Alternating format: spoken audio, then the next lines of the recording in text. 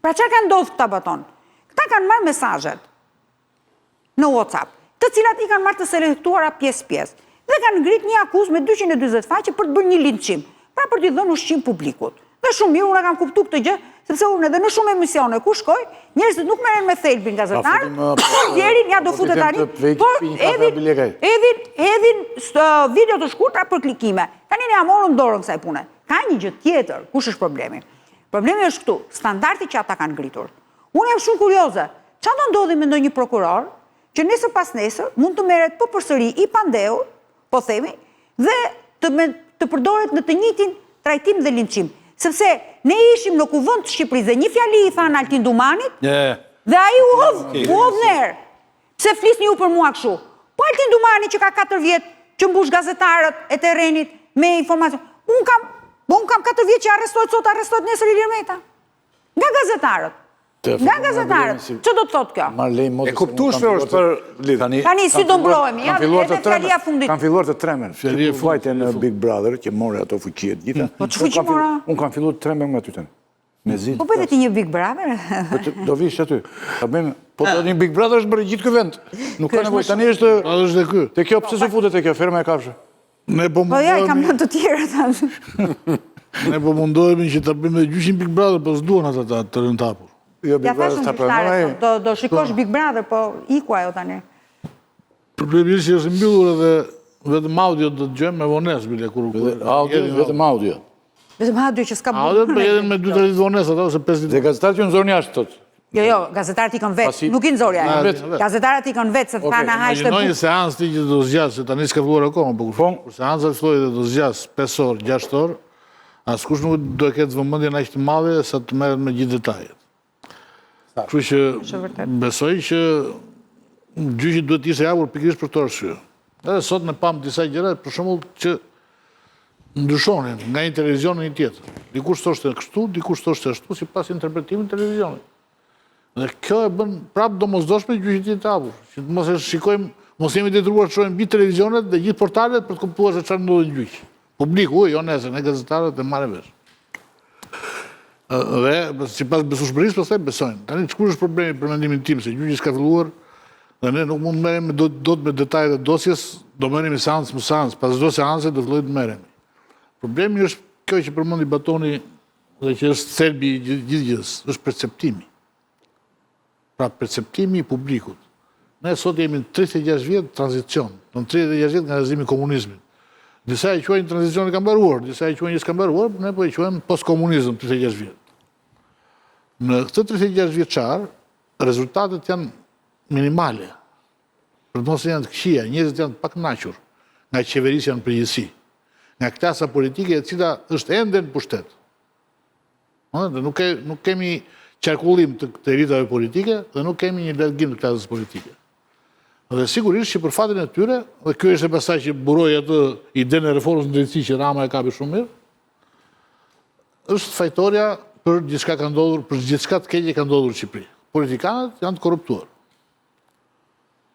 Ilir Meta ka qenë kryeministër, ka qenë president, Monika Kryemari ka qenë njeri me pushtet, pavarësisht se nuk ishte pushtet i lishëm, po ishte një pushtet që buronte nga partia, nga parlamenti, por ishte një pushtet shumë i madh. Dhe perceptivi i publikut është që këta njerëz që kanë pas më shumë pushtet, këta njerëz kanë qenë më të korruptuarit. Apo jo? Qartë. Më shumë pushtet në Shqipëri ka pas Berisha, ka pas Nano, ka pas Meta, ka pas Edi Rama.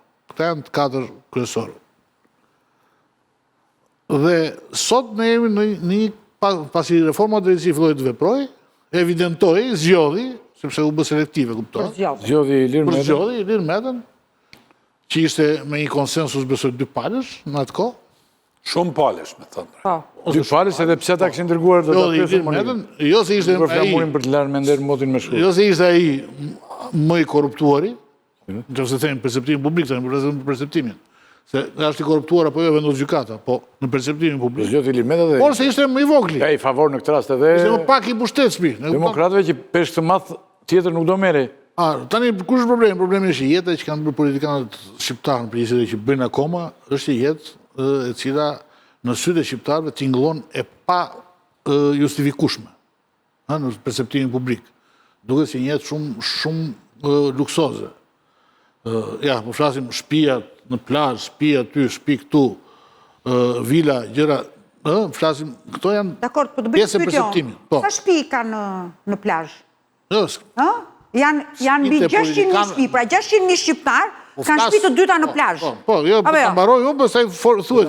Jo. Flas si perceptimi publik është ndërtuar mbi këtë. Sepse ne flasim në perceptim për këtë gjë Abileka, por ne nuk themi edhe perceptimin, që janë 600.000 apartamente në vijë bregdetare. Kush i ka bler këto 600.000? Shqiptarët pra shtëpi të dyta i kanë. kanë. Po diskutoj të kujt janë dhe sa. Ja, se janë se politikan 140 politikan ke? Por, që tani s'ka 140, jo. Flasim për një funksionar publik që është paguar ose ka menaxhuar parat publike, sigurisht që ndjeshmëria është shumë e lartë. Se një njeri që ka bërë parat me drogën dhe ka bërë jetën e vetë ka rrezikuar, e kupton? Flasim marrëdhënia me biznesin. Të gjithë politikanët me pushtet në Shqipëri kanë flirtuar me biznesmenët më të mëdhenj nga... Atëre, si pas e logjike i themi dhe që kanë pasur shqiptarëve merruni me drogë, se s'ka, nuk quhesh i korrupt. Ne po flasim, jo për korrupcion. Jo vetëm korrupcioni, por këtu po flasim për korrupcion. Mi pra, po percepcioni, pra, po percepcioni nga është ndërtuar. Edhe nga politika është. Në qovë se politikanët rinë të Sheratonit dhe Rogneri me biznesmenët dhe gjithë ditën bën qef, hanë dhe drega, sigurisht që perceptimi shqiptarët dhe të pritova këta janë bashkë. Këta u bënë diçka bashkë që na përjashton neve. Pra, kjo është perceptimi po flasë. Tani po flasë edhe për perceptimin i cili nuk është vendim gjyqësor dhe juridik. Nuk është as, mund mos jetë as e vërtet. Tjetra është pastaj selektimi, është që secili politikan zgjedh një grup biznesmenësh kur ka pushtetin dhe këta pasurohet me njerë. Siç ka ndodhur me Metën, siç ka ndodhur me Berishën, siç ka ndodhur me Ramën. Në emër biznesmenit Metës, më vlla se i kam haruar. Po ata që blen birën Tirana, për shembull, të gjithë ishin biznesmenë të Metës. 11 biznesmenë. Mos i përmend gjithë. Po Elfani, po Ruan Bregasi, po gjithë ata që e blen. Tritago, po. Ta ishte edhe i tjetër një. Po cili ka qenë bashkëpunëtor i Metës, ka qenë në fakt te Dogana. Po s'ka rëndësi. Gjithë ta, s'ka rëndësi, nuk po flasë për Tritagon, se çdo njeri do të... Por, jo se ata nuk gabimo, nuk po them që ishte gabim shitja e birës Tirana dhe 11 biznesmen shqiptar. Por, ajo është perceptimi i selektiviteti, pra që ti, kur vjen pushtet, zgjedh 11 biznesmen të tu, dhe këta, që ishte dhe shefikat njëra më duket aty. Pra të pësës. Dhe këta njerës janë privilegjuar. Dhe ky selektim krijon iden e marrëdhënie korruptive. E gjithë kjo pasqyrë tani, vjen momenti që bëhet reforma drejtësisë dhe duhet shkojë në gjykat. Dhe ka shkuar në gjykat një pjesë e saj, sigurisht selektive. Se në qoftë se SPAK-u do ishte interesuar, do fillonte nga ata që kanë pasur më shumë pushtet, jo nga ata që kanë pasur më pak pushtet. Por nuk ka rëndësi kjo. Shkon në gjykat. Në gjykat që kjo të bëhet të marrë formë juridike dhe vendim për korrupsion, duhet të ketë prova dhe fakte. Prova s'kana. Dhe për të arsye, SPAK-u duhet të bënte gjyqin të hapur. Që të na tregonte ne që ai vërtet ka gjithë ky perceptim. Ka mbledhur këto fakte tona. Po nuk kanë prova. Dhe këta janë fajtorët dhe ky është faji që kanë bërë. Por më ai se kemi lexuar ne nga dosja, unë se kam lexuar 150.000 faqe të drejtën. Por ato që kanë dalë deri tani nga dosja, do t'jenë të këto 250 faqe të Monika. Ajo është, Ajo nuk na bin ne që kemi ka prokurori për parësi. Justifikim të perceptimit ton tek ky është perceptimi jo. Sa po e lexova Monika fjalin që na tregoi tani, të asaj dosjes ku është 200.000 euro, mi sjell 200.000, jo 200.000. Po, 200.000. Dhe me thonë, kjo është model i perfekt i linçimit. Qaq dim nga fjalit, edhe aq dim për se si ndërtohet linçimi, ose një rrëfim për korrupsion.